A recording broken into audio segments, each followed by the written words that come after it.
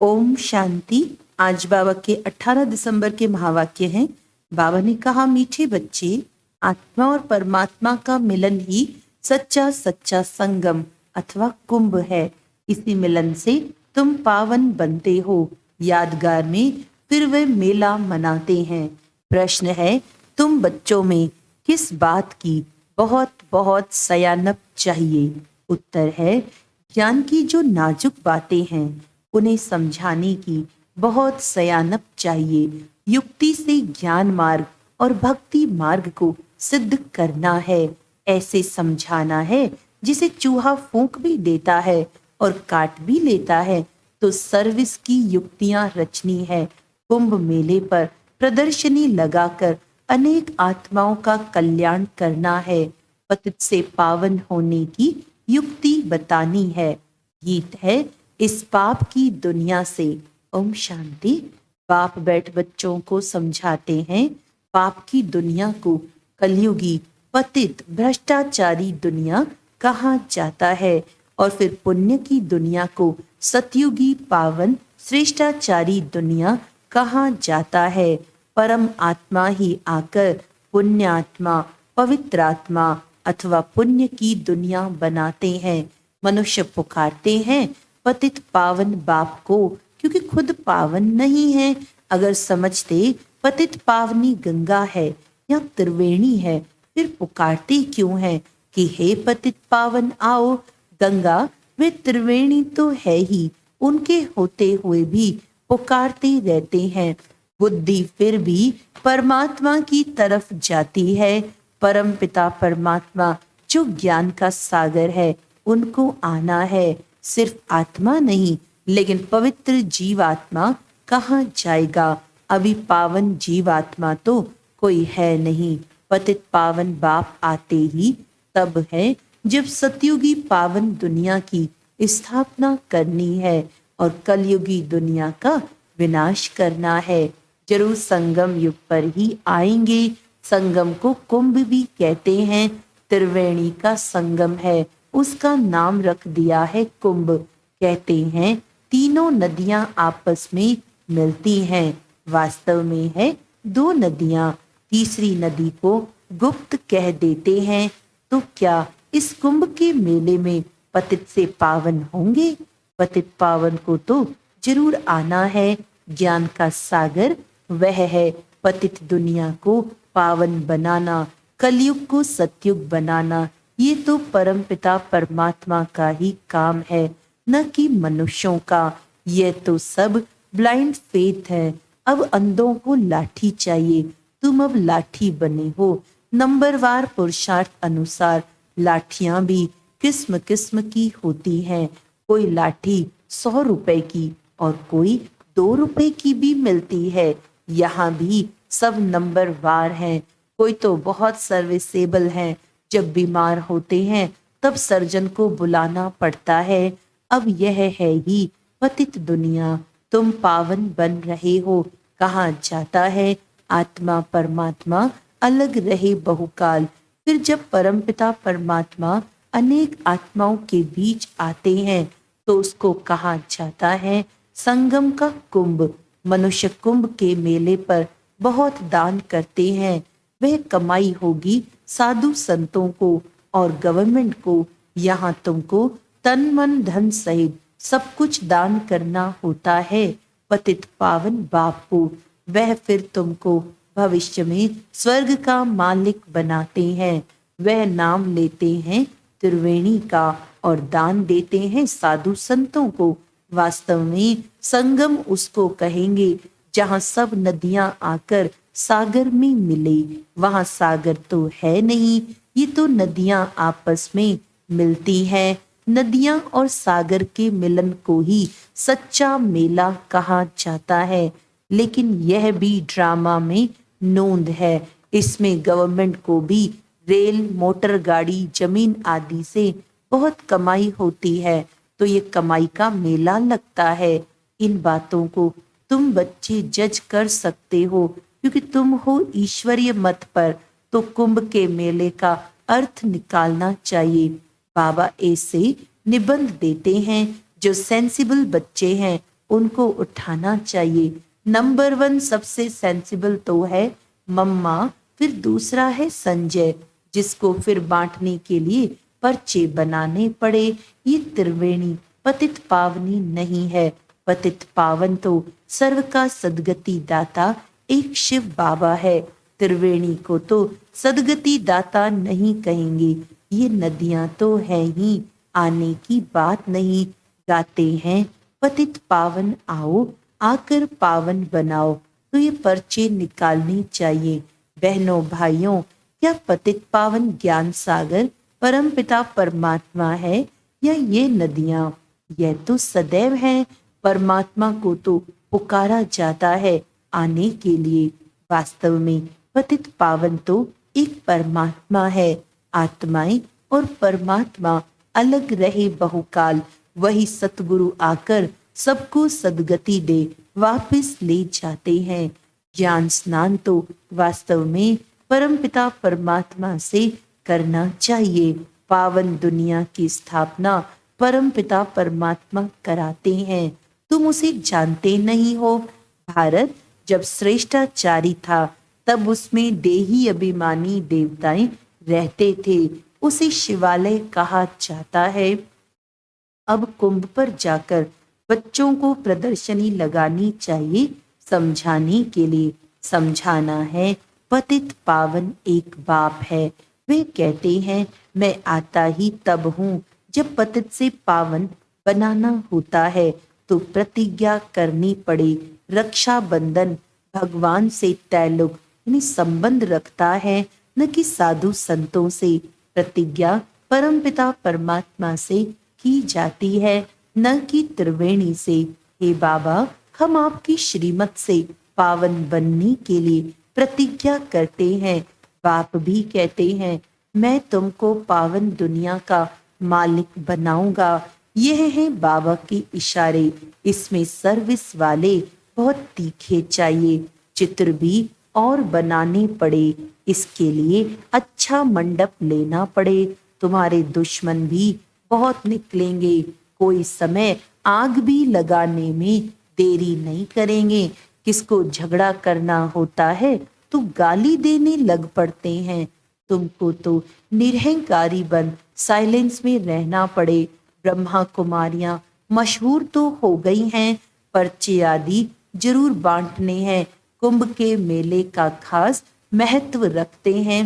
वास्तव में महत्व अभी का है। ये भी ड्रामा का खेल है।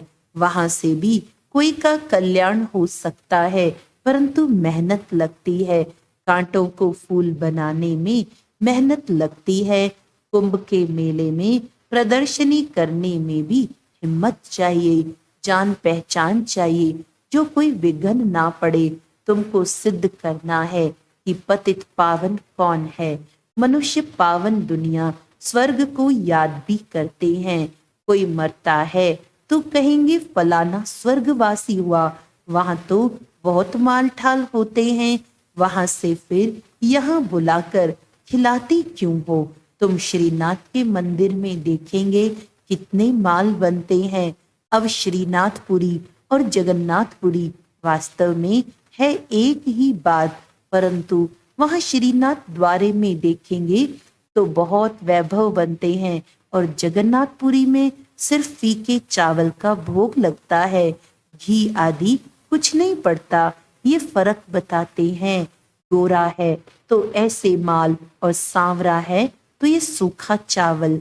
राज बड़ा अच्छा है। ये बाप बैठ समझाते हैं। श्रीनाथ द्वारे में इतना भोग लगाते हैं तो फिर पुजारी लोग दुकान में बेचते भी हैं। उन्हों की कमाई का आधार भी उस पर है। मिलता मुफ्त में है फिर कमाते हैं। तो देखो कितनी अंधश्रद्धा की बातें हैं।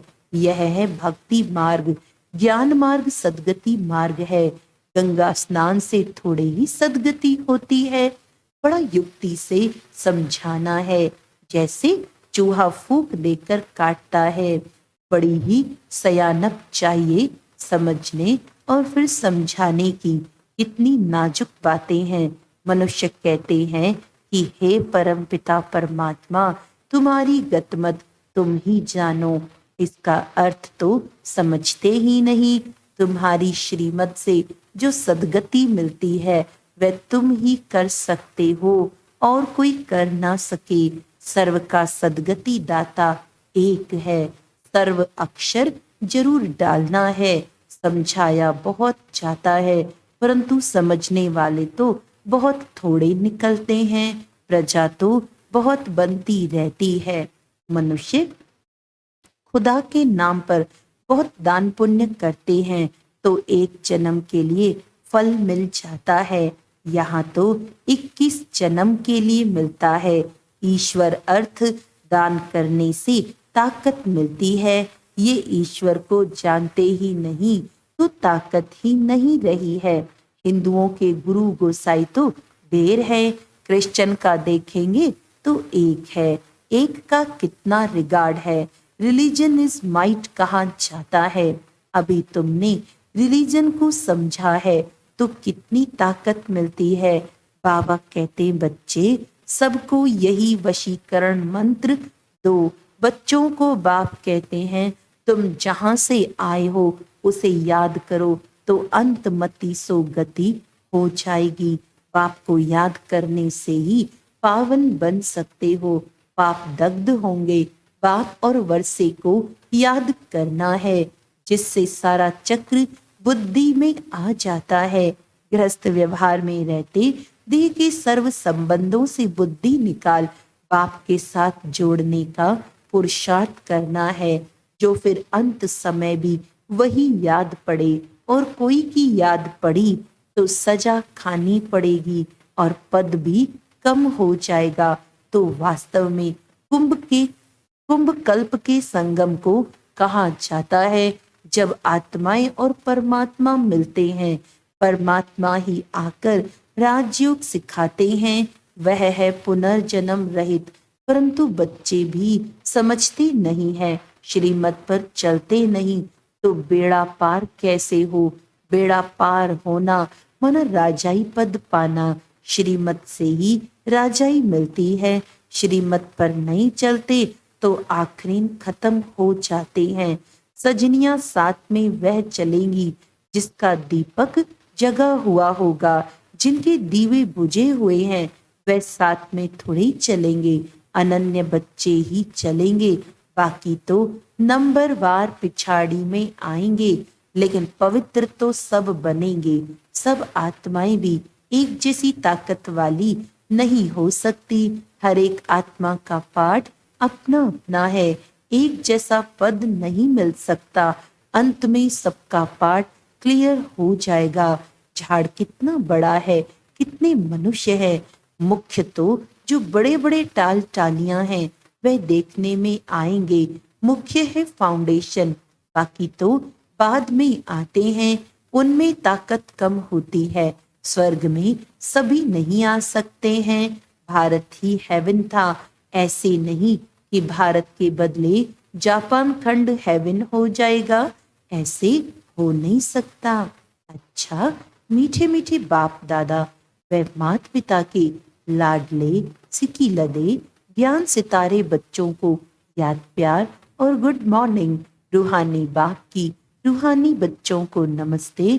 हम रूहानी बच्चों की रूहानी बाप दादा को याद प्यार गुड मॉर्निंग। नमस्ते नमस्ते नमस्ते जी। आज रात्रि क्लास भी है। 24 अप्रैल 68 बच्चों को समझाया गया है। और धर्म स्थापक कोई सभी का कल्याण नहीं कर सकते हैं। वे आते हैं सभी को ले आते हैं। जो लिबरेट कर गाइड करते हैं उनका ही गायन है। वे भारत में ही आते हैं तो भारत सभी से ऊंच देश ठहरा। भारत की बहुत महिमा करनी है। बाप ही आकर सर्व की सद्गति करते हैं तब ही शांति होती है। विश्व में शांति थी सृष्टि के आदि में। स्वर्ग में एक धर्म था, अभी अनेक धर्म हैं। बाप ही आकर शांति स्थापन करते हैं। कल्प पहले मिसल करते हैं। तुम बच्चों को ज्ञान मिला है तो विचार सागर मंथन चलता है। और तो कोई का चलता ही नहीं है, यह भी तुम समझते हो। देह अभिमान के कारण देह को ही पूजते हैं। आत्मा पुनर्जन्म तो जरूर यहाँ ही लेगी ना। अभी तुम समझते हो पावन तो एक ही है। बाप ही गुप्त ज्ञान देते हैं जिससे सभी की सदगति हो जाती है। बाकी हनुमान गणेश आदि जैसे कोई होते ही नहीं। इन सभी को कहा जाता है पुजारी। अच्छा, रूहानी बच्चों प्रति रूहानी बाप व दादा का याद प्यार गुड नाइट। रूहानी बच्चों को रूहानी बाप की नमस्ते। हम रूहानी बच्चों की रूहानी बाप दादा को याद प्यार गुड नाइट नमस्ते। धारणा के लिए मुख्य सार है, सजाओं से बचने के लिए देह के सर्व संबंधों से बुद्धि योग निकाल एक बाप से बुद्धि योग जोड़ना है। अंत समय में बाप के सिवाय कोई याद न आए। निरहंकारी बन साइलेंस में रह कांटों को फूल बनाने की मेहनत करनी है। श्रीमत पर अंधों की लाठी बनना है। पावन बन पावन बनाना है। वरदान है, समर्थ संकल्पों द्वारा जमा का खाता बढ़ाने वाले होली हंस भव। जैसे हंस कंकड़ और रतन को अलग करते हैं, ऐसे आप होली हंस अर्थात समर्थ और व्यर्थ को परखने वाले। जैसे हंस कभी कंकड़ को चुग नहीं सकते, अलग करके रख देते, छोड़ देते, ग्रहण नहीं करते, ऐसे आप होली हंस व्यर्थ को छोड़ समर्थ संकल्पों को धारण करते हो। व्यर्थ तो बहुत समय सुना, बोला, किया, लेकिन उसके परिणाम में सब कुछ गंवाया। अब गंवाने वाले नहीं, जमा का खाता बढ़ाने वाले हो। स्लोगन है, स्वयं को ईश्वरीय मर्यादाओं के कंगन में बांध लो। स्वयं को ईश्वरीय मर्यादाओं के कंगन में बांध लो तो सर्व बंधन समाप्त हो जाएंगे। अच्छा, आज का व्यक्त इशारा है, गृहस्थ व्यवहार को संभालते हुए सेवा करते हुए सदा उपराम रहो। याद रखो, मेरी सेवा नहीं बाप ने दी है तो निर्बंधन रहेंगे। मेरी गृहस्थी नहीं, मैं ट्रस्टी हूँ, बंधन मुक्त हूँ। ऐसी प्रैक्टिस करो, सूक्ष्म मोह की रस्सियों से भी मुक्त, नष्टो मोहा स्मृति स्वरूप बनो। अच्छा, ओम शांति।